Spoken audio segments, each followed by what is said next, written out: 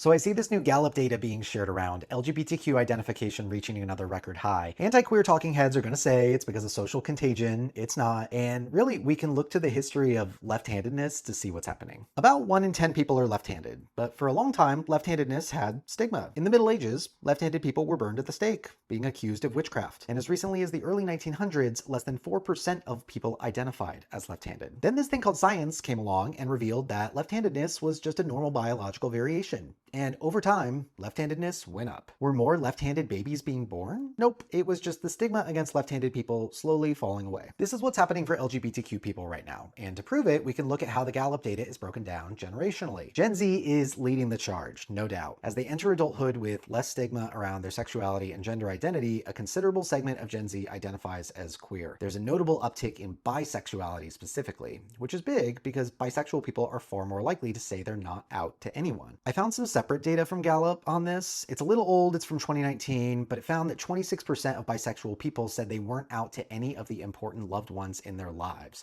compared to 4% for homosexual people for the same data point. It's one of the better data points we have delineating the bi experience from the gay experience. A few other good takeaways. A lot more women than men saying they're bi. For Gen Z respondents, it was 31% from women, 12% from men. Politics. I'll just leave this one right here and let you decide what you want to make of it. Urban residents were slightly more likely to identify as queer, but it wasn't a major difference, nothing really surprising there. And then for education, college versus no college was almost no difference, which supports what we already know, which is that being queer is not ideology. What do you think of this new Gallup data?